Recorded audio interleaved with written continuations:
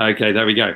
I can't think of a better guest than my guest this week, Kevin Hubschmann, founder of laugh.events. He's going to take us through how to add comedy without any of those tumbleweed moments. And wow, boy, is it needed right now, this shut, start, stop with all the coronavirus. So we'll get onto that in a second. But first of all, I have a very nice announcement for you.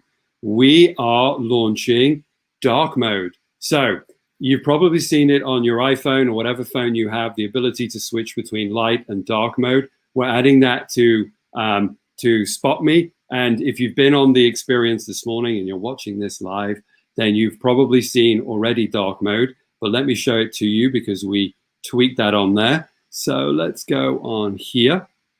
Here we go. This is what it looks like. It's simply the ability to add that extra experience in a dark setting, right? Whereas before everything is this light gray, lighter background. Now everything's dark. And here we go. So play around with it. Have a little look. It's available this week. We're launching this week. Speak to your SpotMe representative if you're interested and if something you want to explore. And the only advice I would give is, if you're using it, be aware that obviously your font colors and your menu icons might need to change as well to blend in with the overall experience. So there it is, dark mode being released this week. Speak to your SpotMe representative. Okay, so on to the demo this week. Now, as it's related to the dark mode, what I thought I would do is quickly show you how to change some of the branding really quickly in SpotMe. So as you can see here, the general branding I have, it comes with the template. It's the digital experience template.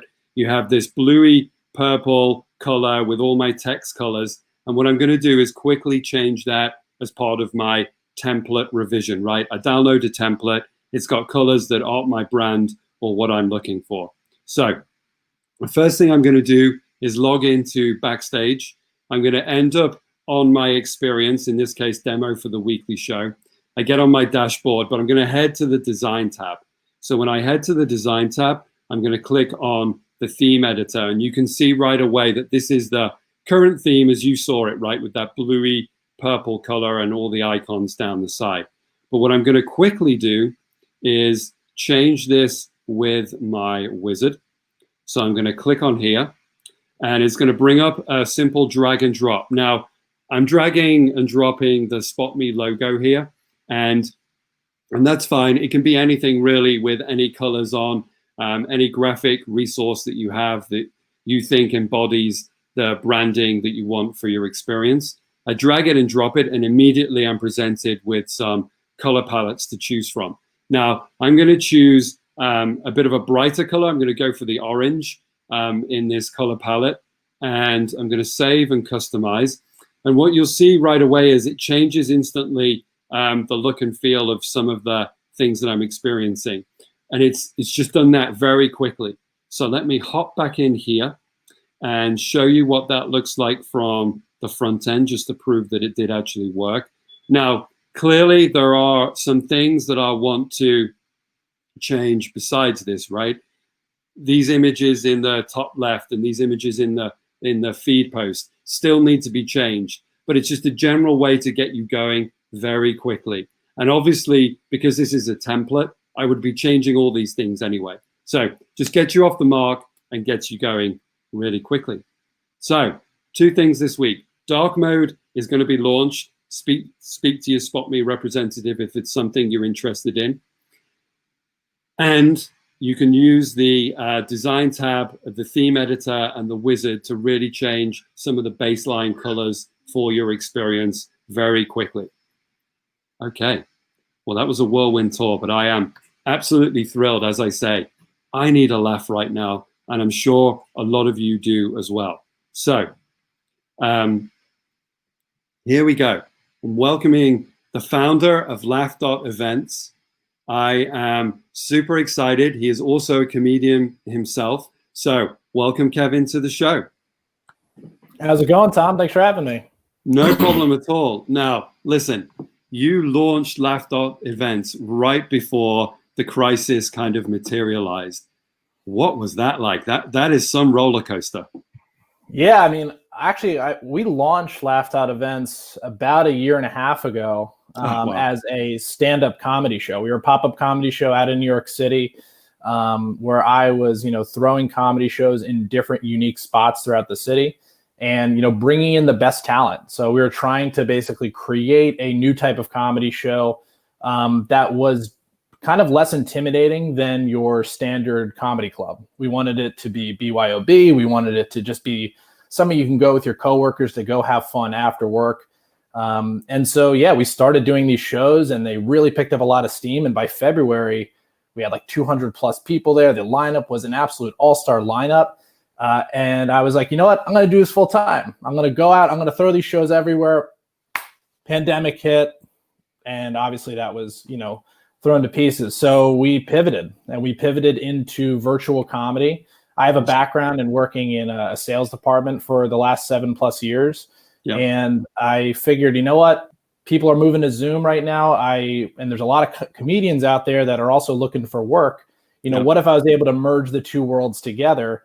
Awesome. And that's really how it came about. I mean, that's such an beautiful story, right? You're taking, not only are you pivoting, but you're helping the community as well of comedians out there. I really love that. Come on now, like right in the crisis when people are like trying to figure out their personal lives and that as well as their professional lives, let alone now going from in-person to virtual events. What was that like? What was the initial reaction to comedy like? Mm-hmm. Yeah, I mean, the initial reaction, to be honest, was like, I don't know if this is right for our team. I don't know if this is right for the type of event that we want to do, which is totally fair. I mean, right. I look at these comedy shows as they have to be, we can always do our part in making the shows as entertaining as possible, but the audience also has to be right. The company has to have the right culture. It has to have the, I like to look at it as kind of like a blood transfusion, right? It has to have, we need to be connecting both on both sides. So we do our best to prep the comedians for the best show possible. What we also do is prep the audience as much as possible and learn as much as we can about the audiences. So, that was really it. We had to figure out like, how can we make these shows actually entertaining? And so people aren't just listening to somebody do stand-up comedy.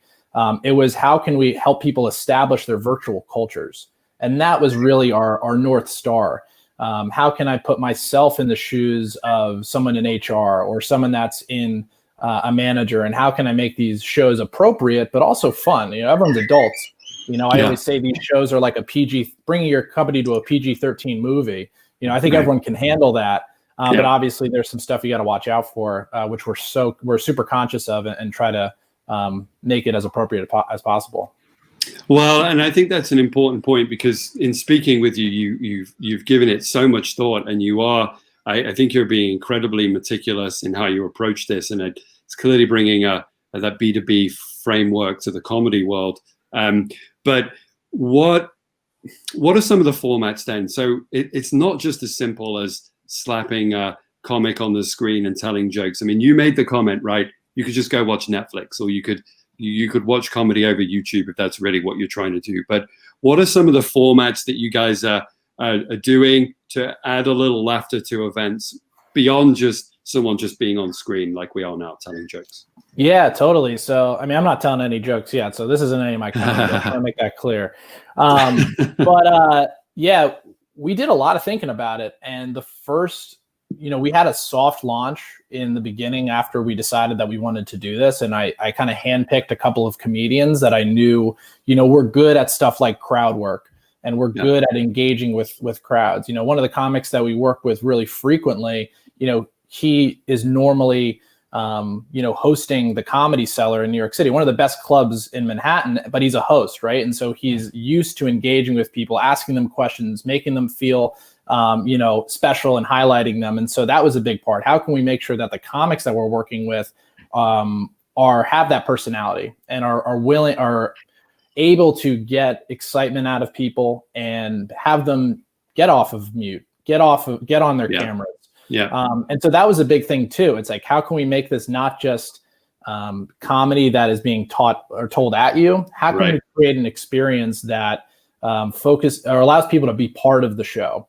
So what we did was we decided to personalize it a lot. So we actually send surveys out ahead of time to the companies that we work with and say, can you fill out these questions? And, depending on the activity that we're doing, we're doing a Halloween campaign right now. So we're asking people to submit photos from an old Halloween costume that they did. And the game that we're going to be playing is who wore it best. Nice. And we're going to be judging people based on who wore, who was Jon Snow that won Halloween. Yeah. But other stuff that we do is like personalized trivia games. And so how can we take the survey, create a personalized game out of it? How can I give that to the comic to then have fun with it too? So they're able to prep for the show. And again, like I mentioned, like how can we make it as engaging as possible so the comic can say, hey, Tom, something about your headphones or what's behind you, making jokes like that. And that's one of the things that we do. We call that laughing and bonding, right? We want to bond with our coworkers. We want to laugh with them. We want to get those same feelings that we'd have if we did a happy hour experience with them. We want to mimic that as much as possible. But then there's people that just want to hear jokes, and we have that. It's called Sit Back and Laugh, and we allow people just to hire a comic that is great at telling hilarious jokes, and that's maybe what people need. So depending on the event, depending on the group, two kind of things we offer: laughing and bonding, like I mentioned, with that personalized activity, and then the second part being Sit Back and Laugh, which is some just top class comics who are the best at what they do.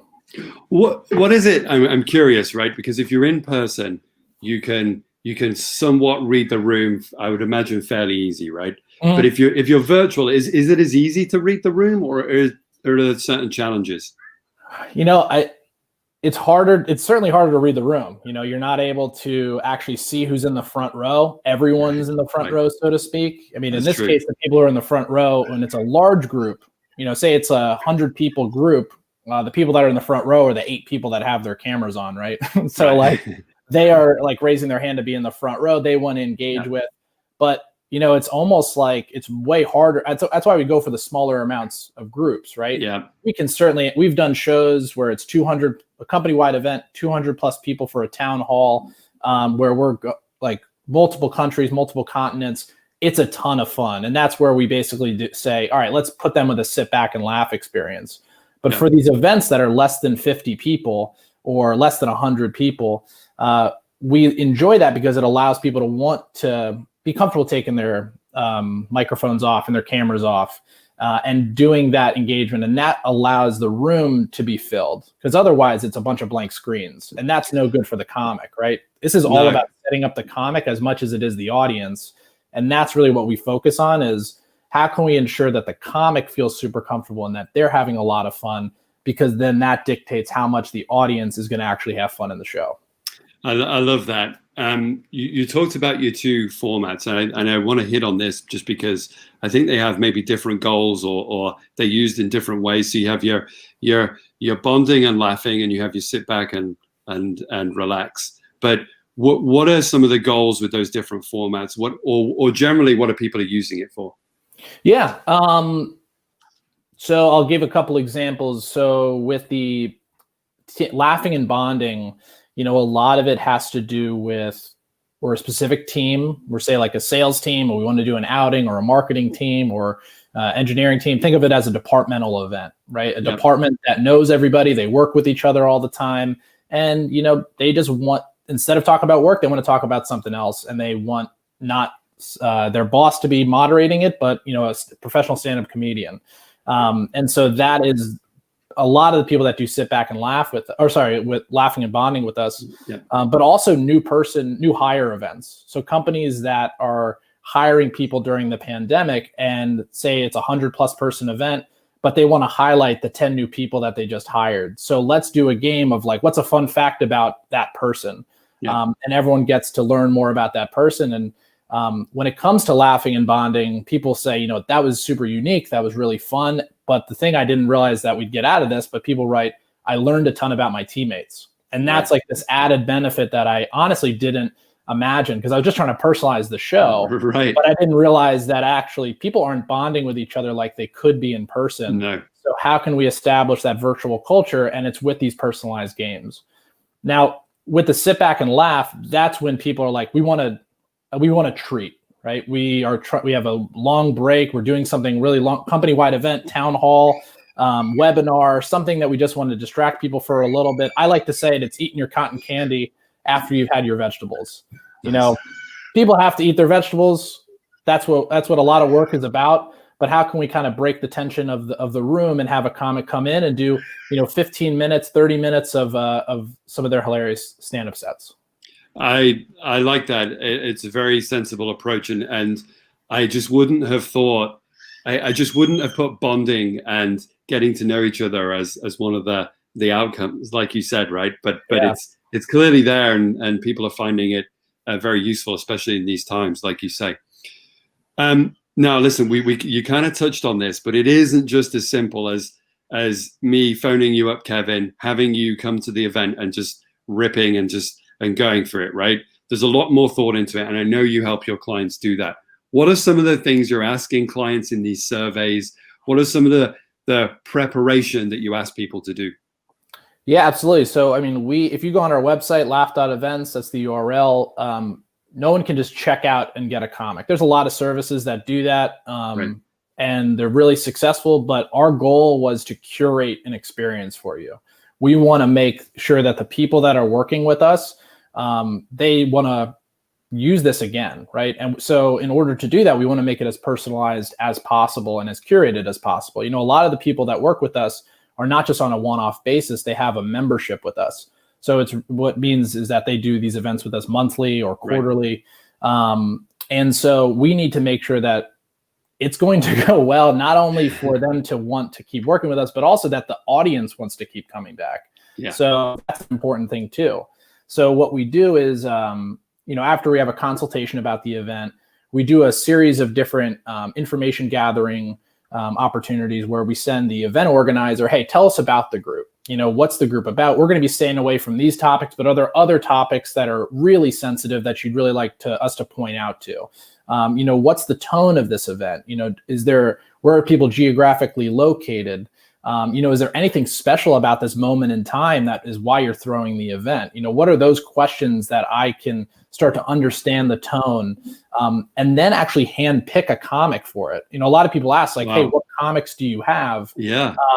And we have like some of New York City and some of the world's best comics. But if you were just to go and Google them, you might be like, I don't know if I want that person. It's like it adds decision fatigue into it. So we do a lot of prep ahead of time with the event organizer to be like, okay, judging by how you just completed that survey and our consultation, I have this comic that I think will be perfect for you. And then for the audience themselves, we send them this personalized survey that just lets us learn more goofy and silly stuff about them, right? One of the questions we ask is like, what was your professional wrestling name be? Another question that we ask that people always smile at is, what was your AOL AIM screen name or AOL Instant Messenger screen name? I bet there's some interesting answers to that. The amount of times I see like Soccer Lover 28 is amazing. Something in that nomenclature, but you get to learn more about the people, and those surveys are used for this personalized trivia game. But also the comic gets those to kind of get an idea of who is this audience like? How are they answering these questions about the fun facts about themselves? And what's the wrestling name, or what's their AOL name? What are these people like? I mean, it's funny in a sense, because I don't know if you were collecting this type of information beforehand, but it feels like with virtual, right? You have to think about these things and collect this type of data, useful information beforehand, and maybe it's something you'll continue afterwards. But it's that opportunity to collect a lot of data prior to something and then make it that personalized. I think it's fantastic what you're doing. Yeah, I mean, if you were to ask any stand-up comedian and what makes them very special in a live in-person show, it's their ability to read the room. Yeah. It's their ability to win an audience over. It's actually their ability sometimes to lose the audience and then come back and win them by the end of the show. Yeah. So like comics always have their sets ready, their jokes ready, but they need to pivot with their performances a number of times throughout the show to make sure that the crowd is on their side. Now, when you're dealing with a Zoom event, you just do not have that same, your senses are kind of dulled, right? Yeah. You don't have all of the senses that you had in an in-person show. So what's a formula for success that we can create that is duplicatable? Is that a word? I know what you mean. Yeah. We can duplicate and make sure that no matter what, we're able to ensure success for these events and not leave kind of a dull audience or an audience that has their cameras off, things off, or microphones off to hinder the success of the show. I mean that's it's fantastic. It's clearly a very personalized approach that's working for you, because I know you're going from strength to strength as a business. What are some of the advice? I mean, I know we talked about what you guys think about and what you encourage people to think about, but maybe what are some of the advice if you're an event planner and you're thinking of adding comedy? What are some of the things that you should think about, right? I mean, your audience is one of them, but go into that a little bit more. I think the audience is, what is the event itself, right? A lot of people are like, we have a webinar, let's throw somebody in there. Okay, well, what's the webinar about? And do we want to personalize the jokes to it? Do we want to have personalized jokes written for those types of events? Is it an internal event? Is it less than 20 people? Is it more than like 50 people? When I think about giving advice to audiences about how to make these shows successful, we do as much as we can to take the pressure off of the event organizer, because they're already going out on a limb and saying, we want to throw a comedy show, which a lot of people would be like, oh gosh, a comedy show, like we're not sure if we're right for it. So once they get over that hump, we've done this kind of stuff before. Our culture is very fun. We do all the outings all the time. We want to bring that culture back virtually. That's kind of the only thing that when it's an internal event, that's the only stepping stone they need to make, because we take care of the rest of it to make sure that it works well. And then for like a public facing event, a webinar, it can be the perfect opportunity to just show your audience or show your customers the type of brand that you are, you are in fact a funny brand, or not a funny brand, but a engaging and fun and modern brand. And that you want to connect with your customers in a unique way. And back to what I said, eating the vegetables and also having the cotton candy. Everyone enjoys some cotton candy from time to time. And again, that goes back to like, how can we pick the best comic for the situation, and not have you roll the dice and say, this comic could be good for this event, but we'll see. We don't want you to see, we want you to enjoy it and sit back and not be nervous about what might happen. So, no, fantastic. So I know you have an event later today, and you've been running events all this week around the holidays, right? And with Christmas coming up, I think it's worth bearing in mind. So what are you doing for Halloween, and what can people be thinking about for Christmas? Yeah, we have, right after I get off this call, we literally have shows the rest of the day where we're working with some amazing brands. We had them complete a survey ahead of time. We established with them that these are companies that reached out. They were saying we wanted to do, some of them are on our membership program. So they were saying we had this scheduled a long time ago. Same kind of deal. We have them complete a survey. What we're doing for this one event, which is a ton of fun, it's part blast from the past and like who wore it best type of thing, and part costume contest. So people submitted old photos of old costumes that they wore. And this is for people that might not want to dress in the costume contest, so that they can still be participating. And so we had them submit a photo, and people had Jon Snow, or I think someone was Snooki from Hogwarts, I think was one random costume. And I got to see that, and it was so funny. That is so random. So random. But it just shows the personality of this culture, that they're submitting these photos. They want to share it with their group, and we're just having a good time. Yeah. And so we've created just an experience for them that's one part stand-up comedy and crowd work, and getting the room excited and warming them up for a game that's about themselves. But it's moderated and hosted. I don't like to use moderated because it sounds like it's a debate.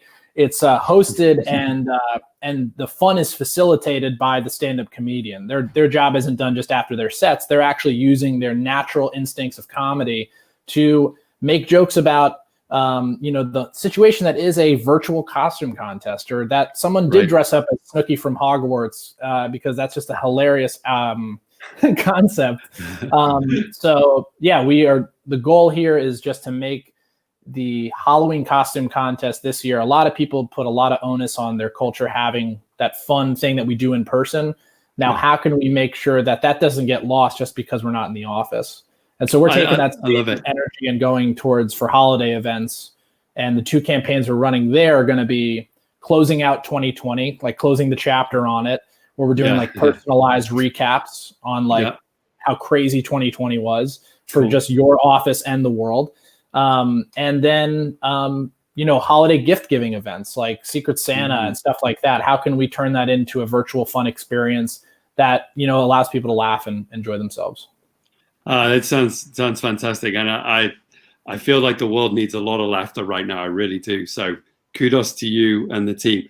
I can't let you go. This wasn't on our list of questions, but I'm going to put you on the spot anyway. Who is your favorite comic? And maybe not favorite, but like who's up there with some of the best?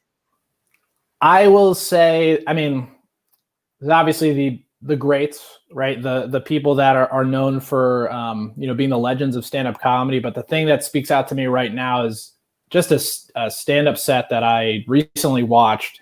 And that's what I'll say right now is my favorite. But Zach Galifianakis, live at the Purple Onion, is just such an amazingly clever and funny comedy experience, is what I'll call it, because it's not just stand-up comedy. He is tingling all of your senses by playing music in between jokes, doing quick hits of jokes. It's just absolutely brilliant. And that's the kind of comedy that I love. Stuff that obviously is just very intelligent, smart comedy. That just is also it's just stupid, right? Stupid and silly, and just makes you forget about, what am I watching? This is absurd.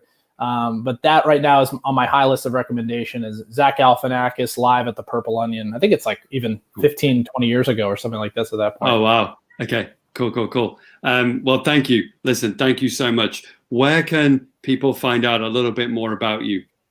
Yeah, laugh.events. It's the name, it's the URL, it's our Instagram profile, LinkedIn profile. We made it really easy for everybody. But yeah, we're also selling our merch through the end of tomorrow, I think is when the pre-sale ends. So if you wanted to grab this, you can. Yes, I noticed your merch. Yes. Yeah. Your nice beanie and a t-shirt. Yeah. It's simple. It's just laugh, and it's just a good message that everyone can have is,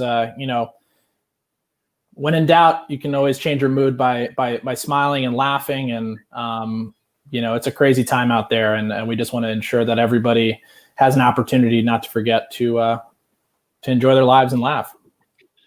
Well, thank you. It's been massively helpful. I know it's something that a lot of people need to do, like you said, and what you've told us today will definitely help us include more laughter into our virtual events. Please, if you're watching this live or on demand, go check out laugh.events. The team are amazing. Kevin and his team are doing a fantastic job.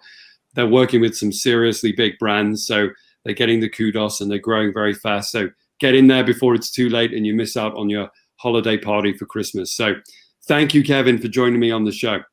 Thanks, Tom. Really appreciate it. Thanks for having me. No problem. Okay. Listen, thanks for tuning in. You heard it here. The world needs a laugh. Contact Kevin and his team, and we will catch you next week. Goodbye.